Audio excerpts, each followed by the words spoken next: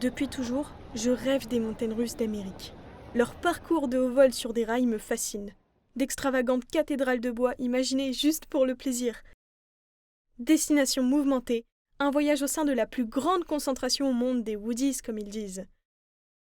Première claque, Mont Olympus, Wisconsin. Un incroyable méli-mélo de 4 spécimens. En l'air et souterraine, d'autant que Hadès détient le record du monde du plus long tunnel. Hadès est une incroyable montagne russe hybride à lame et traverse de bois posée sur une structure d'acier. Durant 2 longues minutes, il domine tous vos sens. Il vous plonge en souterrain à l'aveugle, penchant d'un côté et de l'autre, sans fin et dans le noir. Puis, il vous catapulte à la sortie pour avoir la tête à l'envers et repassera une seconde fois par le tunnel dans sa course folle jusqu'à la gare. Des tonnes de sensations regroupées juste en un tour.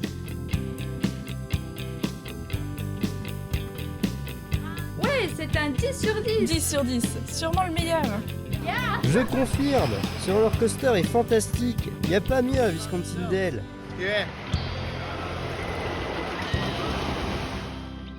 Nous avons ici 4 montagnes russes à voie de bois. En l'air, partout notre regard est capté. Nous sommes en plein cœur d'un jardin de roller coaster. Ils ont poussé partout tout autour de nous. Entendre tous ces cris de joie mêlés qui s'entrecroisent, ça donne ici une ambiance tout à fait unique.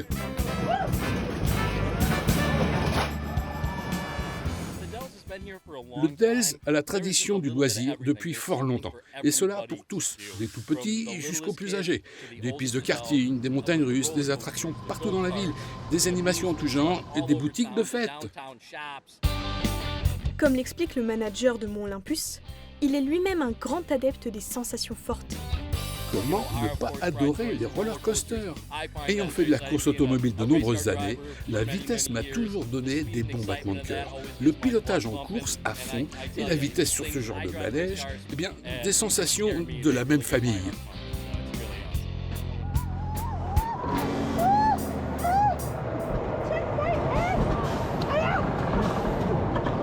C'est ici que la fête commence. Allons-y, en route!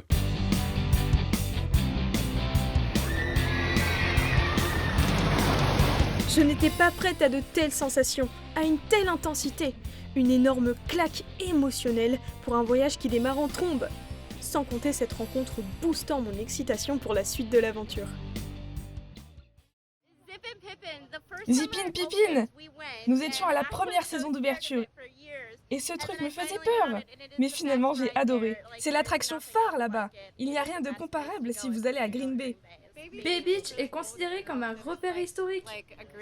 Qui va à Green Bay doit visiter Bay Beach. C'est un peu comme un pèlerinage. Oui, c'est un endroit tellement cool. Les jumelles m'envoient donc ici. À 2 heures de route de Mont Olympus, un passage obligé pour ma quête de montagne russe de bois. La singularité de Zippin Pippin, il vient de Memphis. Il a été créé par le même homme qui en avait déjà construit ici à l'époque. Donc il y a vraiment une relation entre les deux versions. Celui-ci est agréable, fun. Ce n'est pas un truc énorme de 100 mètres de haut, mais on sent la vitesse. On a l'impression de décoller du siège, et c'est tout ce qu'on demande à une bonne montagne russe.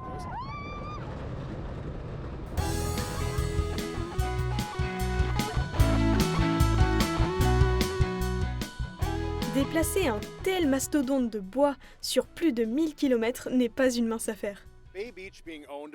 Lorsque Green Bay Bay Beach a envisagé de l'acheter, c'était déjà difficile de se border avec toutes les histoires d'assurance et de sécurité, notamment pour le trajet. Quand même une histoire de dollars. La ville en avait les moyens, mais ce n'était pas sans risque. Il ne fallait pas se planter dans cette aventure. Et puis, adapter un dessin existant avec son ratio de sensations à des normes actuelles de sécurité, c'est un sacré challenge. Mais le groupe qui a géré son déménagement et sa reconstruction ici a fait un magnifique travail et assure la maintenance et la sécurité. Tout le matériel utilisé ici lorsqu'il a fallu changer certains éléments de Memphis respecte l'esprit Zippin Pippin et retransmet les mêmes grandes sensations de manège. Non seulement il y a l'histoire du déménagement, mais pas que.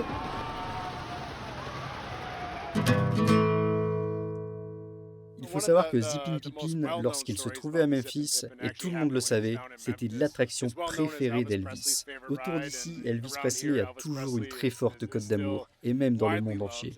Alors, une de ses dernières apparitions connues à Zippin Pippin, avant son décès, restera le 8 août 1977. De 1h de l'après-midi jusqu'à 8h du soir, il n'arrêtait pas d'enchaîner les tours sans discontinuer. Je pense que c'est la dernière fois qu'on a pu le voir. Nous ne faisons payer que 25 cents pour un simple ticket et $1 pour Zippin Pippin, ce qui en fait le tour de montagne russe le moins cher du monde. Et tout ce que vous voyez dans le parc n'est pas une opération de profit. Tout est systématiquement réinvesti dedans. Faire tout cela est un véritable boost pour nous tous. J'invite tout le monde à venir ici pour tester le tour de montagne russe le moins cher du monde. C'est un réel plaisir de vitesse, de sensation d'apesanteur. Il a tout ce que doit avoir une grande montagne russe. Je recommande à tous de passer à Green Bay pour l'expérience.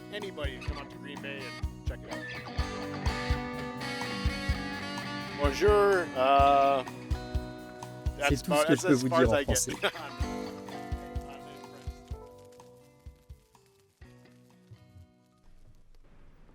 L'Amérique dans toute sa hauteur. L'Amérique dans tous ses excès.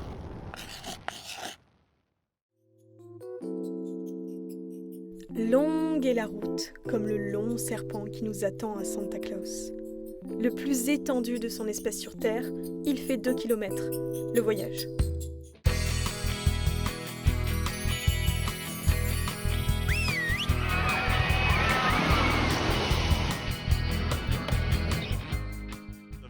Un très long coaster et aucun autre de ce type au monde n'a autant de moments d'apesanteur.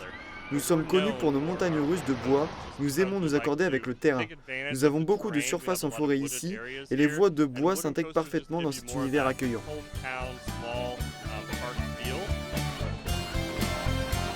Voyage est une montagne russe hybride. Ses gigantesques structures d'acier et la longueur de son aller-retour font de lui une machine à record mondial. Rendez-vous compte, Voyage a été construit par Gravity Group mais dessiné par le propriétaire et président de notre groupe à l'époque. Le projet était d'envergure à devenir une icône mondiale. Et savoir que l'un de nous de Santa Claus, Indiana a donné son coup de crayon et sa sueur à la construction de Voyage, c'est vraiment cool. Si ces attractions extrêmes sont une fierté aujourd'hui, l'histoire du parc Saint-Nicolas avait une vocation au départ beaucoup plus douce. Notre parc date de 1946, tenu par une famille comme c'est parfois le cas dans d'autres parcs.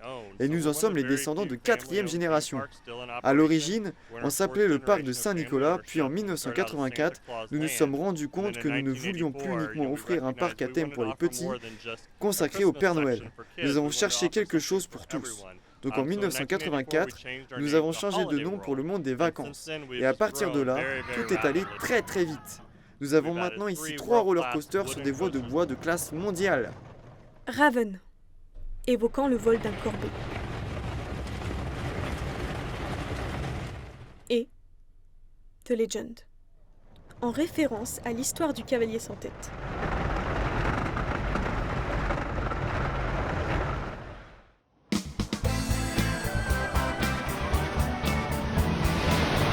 Ils ont vite attiré les amoureux des grands 8 en bois, avant même la construction de Voyage en 2006. Avec ses 5 tunnels et ses dimensions extrêmes, il restera sans doute éternellement Voyage, le géant qui nous transporte si haut et si loin. Nous sommes très très fiers d'accueillir des gens du monde entier comme vous aujourd'hui. Et maintenant, nous allons voir ce que vous pensez de Voyage. Vous allez à le monde de Holiday.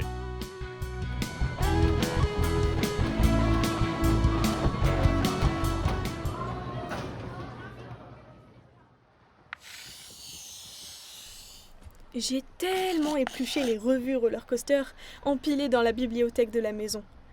On y lisait Kennywood et son histoire. J'avais fini par en faire une obsession, une idée fixe pour ma liste de choses à faire quand je serai grande, aller à Kennywood. Bienvenue à Pittsburgh, bienvenue à Kennywood.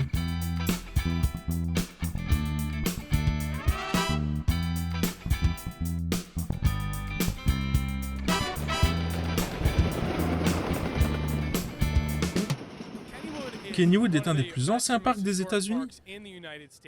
Nous avons d'ailleurs été nominés par le IAAPA comme le meilleur parc du genre. Et c'est justifié, ce classement au monument historique,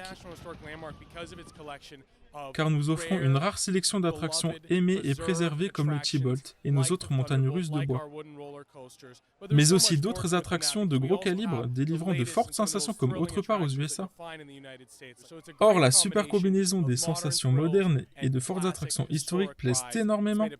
Pas seulement pour les gens de Pittsburgh, car nous voyons beaucoup de roller coasters enthousiastes du monde entier.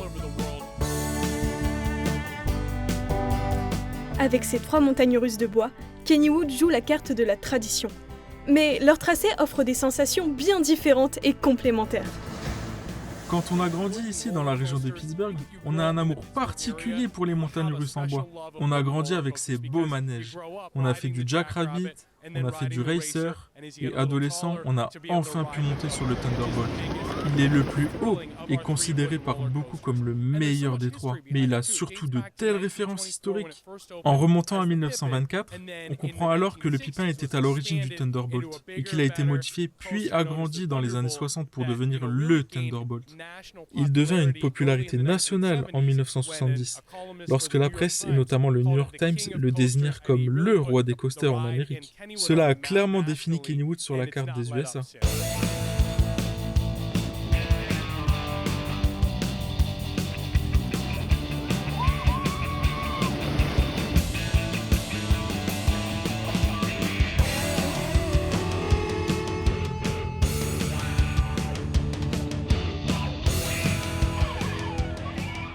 Thunderbolt offre une expérience si particulière, à la différence qu'avec les autres montagnes russes, tout commence généralement par une montée. Ici, on dévale dans le ravin à peine sorti de la gare. La montée ne se fait qu'en parcours, et la plus grande descente est vers la fin du circuit.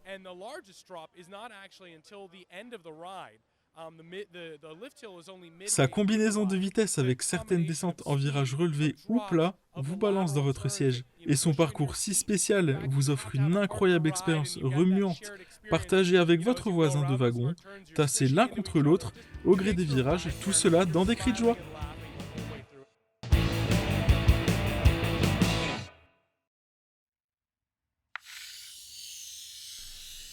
Un point qui brille sur la carte. Ça pourrait commencer par « Il était une fois un petit chocolatier ». Vous avez probablement entendu parler de l'histoire de Charlie la chocolaterie. Alors vous connaissez celle de Milton Hershey le philanthrope.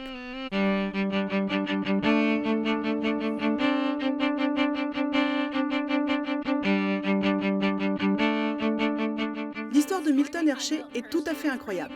Un homme, un empire bâti à faire des chocolats ici, et toute cette fortune, il l'a léguée à Hershey, créant déjà en 1909 une école pour les enfants du personnel, ainsi que des habitations. Et de ce fait, lorsque vous voyez aujourd'hui le parc, les hôtels, tout le complexe, dire que tout cela a démarré il y a tant d'années, c'est finalement un grand honneur de travailler ici à entretenir et valoriser un tel patrimoine. Milton Hershey a créé ce parc pour le bien-être du personnel dès 1906. Chaque année, le parc s'est amélioré et nous avons eu ici notre premier roller coaster en 1923. Et maintenant, nous avons 15 roller coasters, 70 attractions et bien sûr un parc de baignade. Cet espace combiné aux baignades est une zone du parc comprenant 16 attractions que le Lightning Racer au look classique domine. Un double avec 2 voies pour des trains faisant la course.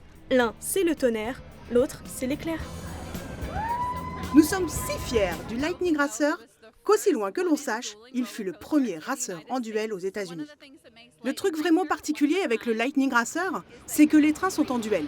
Ils ne font pas uniquement la course en parallèle, mais ils se croisent par-dessus, par-dessous. Et c'est ce truc rare que les amateurs viennent aussi chercher. 2 voyages d'1 kilomètre chacun, mais aussi une sensation envoûtante qui m'a saisie au pied des volutes de cette incroyable cathédrale de bois. Je n'oublierai pas non plus le Comet, attraction historique de taille cachée au cœur du parc. Quand on entend parler d'Hershey dans le monde entier, on se pose la question, Hershey, ville des manèges ou du chocolat ? L'un ne va pas sans l'autre. Il y a une telle connexion dans le développement de l'entreprise et de la ville. Ainsi naquit et grandit la ville du chocolat. symbole de tradition et de plaisir. Nous aimons à dire que cet endroit est de la fête et du chocolat. On aime tous Hershey Park, mais peu de gens qui passent sur cette dalle en entrée ne réalisent à quel point une grande histoire de cœur a vu le jour ici. Comme on peut le lire sur la devise du créateur, on ne peut être heureux que si on rend les autres heureux. C'est ce que nous nous efforçons d'entretenir, rendre les gens heureux lorsqu'ils viennent. Merci d'en faire partie. So we're all gonna sing our ABC.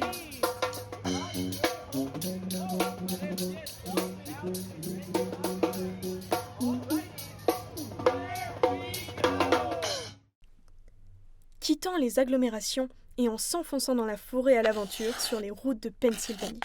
Au fin fond des bois et au milieu de nulle part, une fête foraine, un complexe de vacances, c'est Knobels.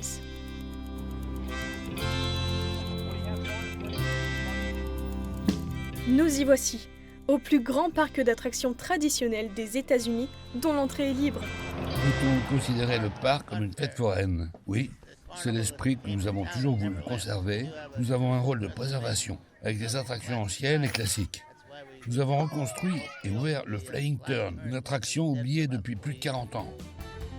Aujourd'hui, les bobsleighs modernes en parc d'attractions ne sont pas constitués de bois, comme dans les années 20. Mais le Flying Turn est le seul et unique respectant ce savoir-faire. Et bien sûr, le Phoenix, qui était en train de mourir à San Antonio, au Texas. Nous l'avons ramené à la vie. Il était alors nommé le Rocket et se trouvait dans leur parc d'attractions abandonné Playland. Lorsque nous l'avons amené ici, cela a suscité beaucoup d'intérêt car c'était à l'époque la première relocation majeure d'une telle attraction. Preuve d'une telle réussite, il a été nominé 4 fois par le Golden Ticket Awards comme la meilleure montagne russe en bois du monde. Nous sommes continuellement dans un procédé de restauration. Il y a ici certaines attractions que l'on retrouve dans d'autres parcs, mais bon nombre de nos manèges n'existent plus ailleurs. C'est aussi dans ce genre de parc que l'on trouve des perles rares, comme ces cages tournantes, le Looper, probablement l'unique survivant aux États-Unis aujourd'hui. Ainsi, avec une telle vocation de préservation historique, Twister a vu le jour à Knobels. La montagne russe Twister a une histoire bien différente du Phoenix. Si nous avons pu récupérer le Phoenix d'un autre parc, il n'en était pas de même avec Twister.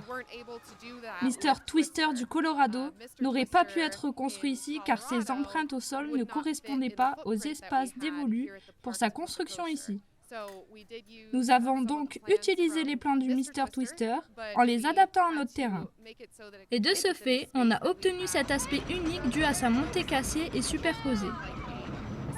En dehors de cela, on peut le considérer comme une image miroir du Mr. Twister.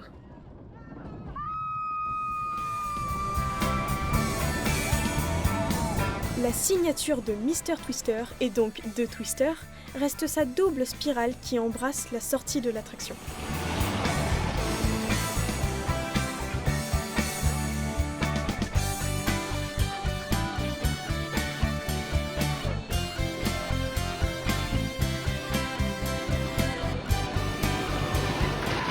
J'espère que vous passerez du bon temps ici et que nous plairons aux Français à travers ce reportage. Merci. Thank you. Au revoir. Remontons le cours avec ce bateau mobile vers les Grands Lacs. Prochaine station, Erie, Walden.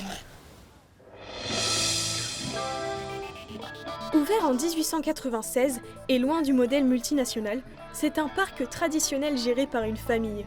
Dès 1922, le parc devint très populaire avec sa montagne russe hors du commun, le Ravin Flyer.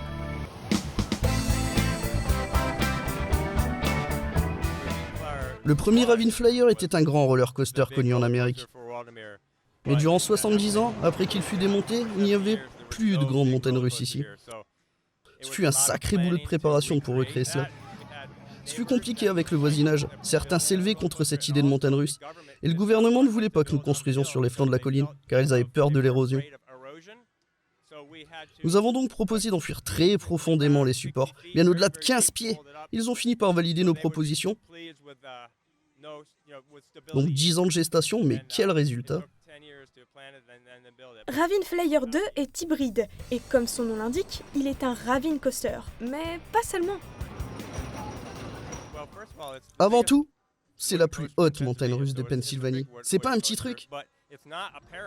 Mais sa grande taille n'est pas apparente ici car nous avons utilisé le ravin jusqu'en bas de la colline pour prolonger la première descente. Vous voyez ce que je veux dire? Le haut de la montée n'est qu'à 25 mètres, mais vous plongez 11 mètres plus bas. C'est un parcours caché. Vous n'avez pas la moindre idée du voyage qui vous attend. Frisson garanti. Il passe et repasse au-dessus de cette route à 4 voies.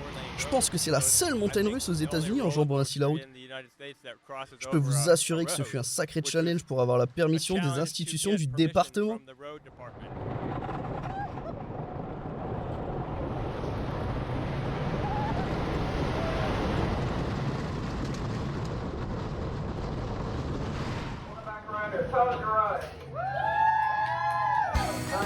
L'entrée du parc est restée traditionnellement en portes ouvertes, donc entrée libre et admission gratuite.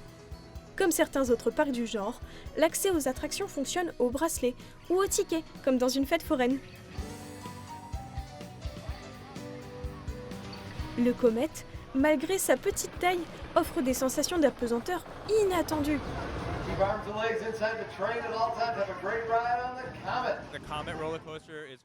Notre Comet est considéré comme un coaster junior. C'est une bonne entrée en matière pour les jeunes. Et les familles adorent cette attraction, même pour leurs tout-petits. Beaucoup de nos visiteurs me donnent un sentiment de bonheur, car c'est ici ma maison. Et je les reçois pour faire la fête. C'est tellement agréable d'entendre dire « Je venais déjà ici quand j'étais gosse, et maintenant j'emmène mes grands et petits-enfants. » Nous tenons vraiment à rester dans cet esprit. Au revoir Waldamir, et cap vers ma dernière destination. La plus extrême. L'île au manège de Pinocchio, mais puissance 1000. Cedar Point.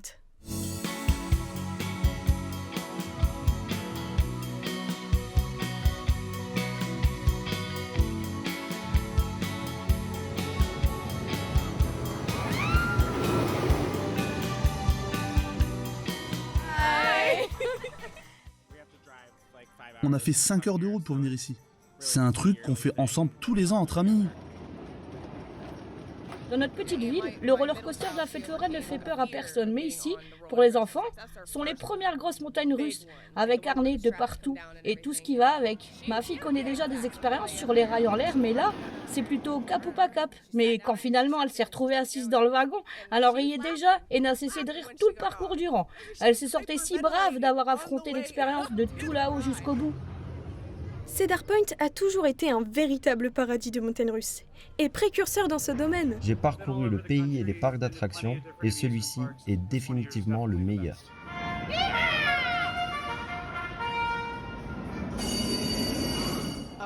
Pour moi, c'est la destination phare, je pense, avec les meilleurs coasters qui soient et la plage.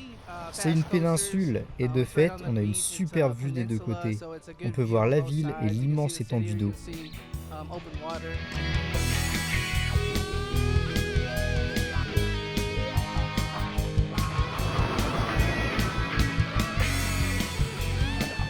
Le Gemini, on aime le Gemini. On adore faire la course avec les enfants, nous sur une voie, eux sur l'autre. Gemini, un coaster hybride qui fut à sa construction en 1978 le plus haut, le plus rapide et le plus pentu du monde. Aujourd'hui, une autre montagne russe hybride détient 10 records. Il s'agit du mastodonte Steel Vengeance. C'est sa montagne russe préférée. Oui, c'est mon préféré.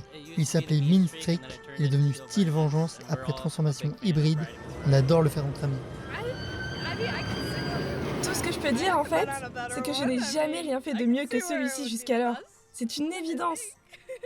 Pour nous, c'est une tradition. Avant la fermeture, on revient toujours ici, au fond du parc, pour un dernier tour là-dessus. Pour moi, Steel Vengeance est toujours mon préféré ici. Beaucoup disent de lui, c'est le meilleur du parc. D'autres disent encore, c'est le meilleur aux États-Unis. Pour résumer, on ne sait jamais à quoi s'attendre là-dessus. Après avoir subi l'énorme force de la descente, vous ne savez vraiment plus où vous allez. Vous pensez, on va par là, mais non, de surprise en surprise. Ça y est, il ouvre. On l'attendait depuis un moment. L'année dernière, on l'a fait et refait. Allez, go, c'est bon. Quelle belle journée.